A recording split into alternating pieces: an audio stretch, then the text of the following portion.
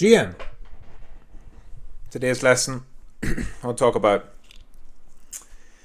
having a realistic mindset for how to really achieve things. So I'm going to give you a technique, a little trick you can play with yourself to stop yourself from slacking. So if you feel like you get lazy or you lag or you slack off in your work during the day, and let's say most of the time you're doing well, but whenever you feel a bit confused or you feel a bit tired or you didn't sleep well or you feel a bit sick, you allow yourself to slack off. So I'm going to give you a trick that you can use to counteract that. And then also, anytime you feel like something is getting hard and you want to quit, it's going to counteract on the same part of your brain. So, if you want to stop being lazy, if you want to stop skipping things, if you want to stop procrastinating, and this even goes for if you want to stop smoking, or you want to stop eating sugary food, or you want to stop drinking alcohol, any negative habit that you want to do, the real barrier, the thing that stops people from stopping, right? Everyone knows that they should not procrastinate, right? You should not be lazy. But the thought of having to be super hardworking, productive, always at it, it's overwhelming because you think about it as in the rest of your life. And this is what stops people from quitting alcohol or quitting cigarettes, right? Instead of thinking about, I just should stop smoking cigarettes today, they think, oh my God, I could never quit cigarettes for the rest of my life. The framing is wrong. The way you need to frame it is just tomorrow, right? So if it's about quitting something, it's just tomorrow. If you want to quit cigarettes, you're not quitting for the rest of your life. You're just not going to smoke tomorrow. And then the next day, you're not going to smoke today. And the next day, you're not going to smoke today. That's it. It sounds simplistic, but that is it. It's a form of being present. It's a form of almost like detachment. You're like, no. I don't care about 2 days from now. Right? It's Wednesday as I record this. I don't care about Friday. I've completed Wednesday. I didn't smoke. I'm not going to smoke tomorrow. That's it. Friday doesn't exist. 1 day at a time. So that's how you frame it if you're wanting to stop a bad habit, such as something like physically addictive, like the act of eating or playing video games or any of that bullshit, any of those dopamine traps.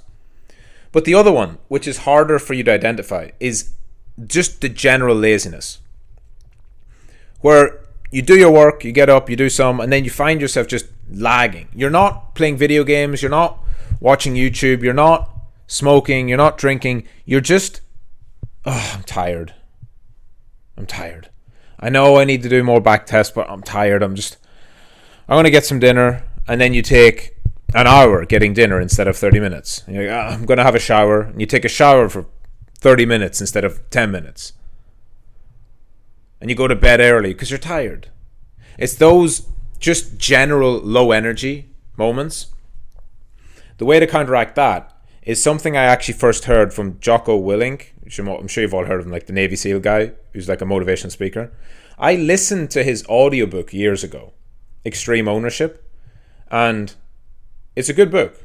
A lot of it's kind of stuff you'd expect to hear from him. But one thing that was really, really, really good that stuck with me was the concept of you can quit tomorrow.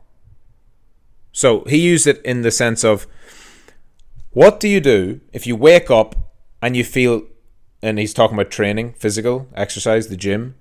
Well, if you wake up and you feel sore, you feel your muscles are stiff, they're aching. Maybe you feel like you've got a cold starting. Maybe you feel a little bit just under the weather, you feel a bit sick, you've got a headache, whatever. He says on that day where you feel like that, you go anyway. You go anyway. And you prove to yourself that nothing bad will happen. You're not going to die, and you get all the positive benefits of having done it. Even if it's a shit session, even if it's a poor session, you don't train well, you're weaker, you still did it. But here's the important thing, and here's how to stop any genuine burnout. When you do it, you say, not today. But tomorrow, if I wake up and I still have a headache, I still feel sick, I still have feel like a flu, then I won't train, then I'll rest. Then my body's telling me to rest.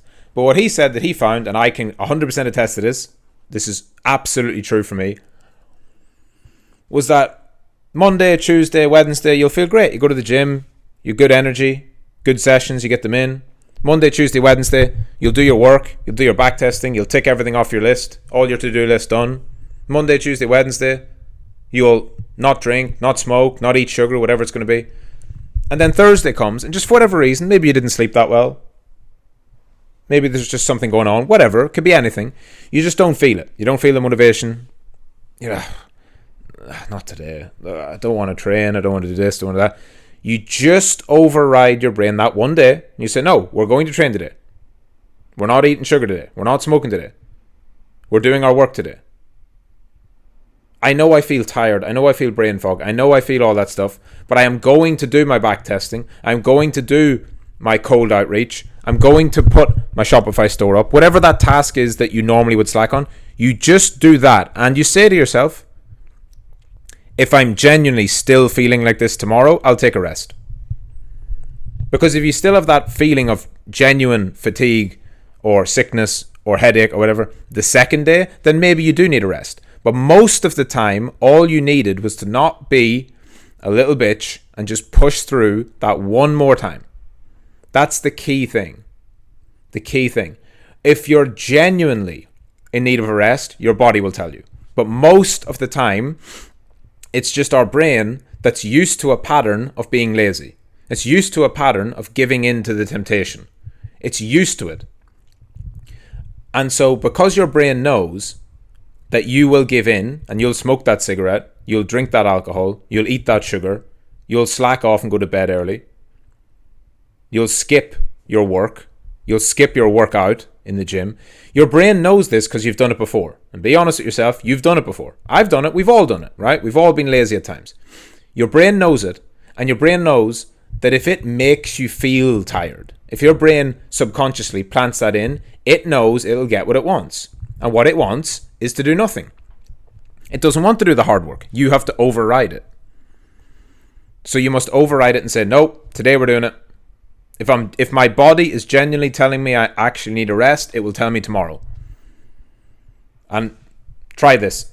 I 100% guarantee that every single person will find improvement from this if they haven't been already doing it. And you'll wake up the following day. I've done this so many times. Countless times. And the best example is the gym. Those days where you're aching, your legs are sore, your quads are still sore from leg day, you don't feel like it, you go to sit down, it's sore, it's stiff, trying to get up, I don't know, I could just not train. Force yourself to train and tell yourself you can have the next day off if you feel like it. When you wake up, if you don't feel good, you'll take the next day off. Every single time. I would wake up the next day and I'd be like, I feel great. And it's more mental than physical. It's the mental satisfaction of knowing I did something I did not want to do. Actually, last thing. I was going to finish here, but a last little bit of knowledge. I listened to the David Goggins and Andrew Huberman podcast on the plane when I was flying back from Christmas. And obviously David Goggins' whole thing is do stuff you don't want to do, right? He does crazy, insane shit because he's got like fucking essentially just demons in his head. And that's what makes him feel better, right? That's like his therapy. And Huberman talked about it from like a scientific aspect. And there is a part of your brain that grows when you do things you don't want to do. Literally, it's nothing to do with physical. It's in your brain. If you do something that you genuinely don't want to do, you develop resilience. You actually develop a part of your brain that makes you tougher and stronger and more emotionally and physically resilient. But it has to be, here's the key thing, it has to be something you don't want to do. If you enjoy going for a jog is not going to fill that. But if you absolutely hate doing hill sprints will build that muscle. Let's call it a muscle. I'm not a fucking neuroscientist. It's not a muscle, obviously. It's part of your brain, but you understand what I'm saying. And it's like the ice bath, okay? Anyone can go and swim in the swimming pool. Even though it's not warm, it's not terrible, right? But getting into an ice cold bath and staying there for 3 minutes is not pleasant. If you don't like doing it, that's why you should do it. And the exact same thing, I think that story aligns perfectly with the story from before about the day you don't want to train, that's the day you should train. Because the days that you feel full of energy and you do want to go to the gym, you don't build that resilience because you're enjoying it. The days you feel really motivated to do your back testing or to do your cold outreach or to do your sales calls or whatever, they're not the days that you build resilience. There's the days when everything's good. But life is not about doing things when you want to. It's about doing things anyway and just proving to yourself and putting it in your brain that it doesn't matter. We get shit done. And actually, there's another example of this that I heard this years ago. If you're British, you'll know who she is, Paula Radcliffe. And if you're a fucking running fanatic, you might. Paula Radcliffe is a marathon runner, a lady from the UK, and she was basically like world champion. She's probably the greatest distance runner that the UK has ever produced, I would guess. Certainly the most famous. And she had a mental trick that she played on herself while she was running a marathon, because a marathon is 26 miles. That's not fun. You start out on mile 1, no matter how many times you've done it, if your mental state is not right, because a marathon is far more mental than physical. If you start out on mile 1 and all you're thinking about is, holy shit, I've got 26 to do, it's much harder to actually persevere and push through. What she did is in every race, she would wear gloves.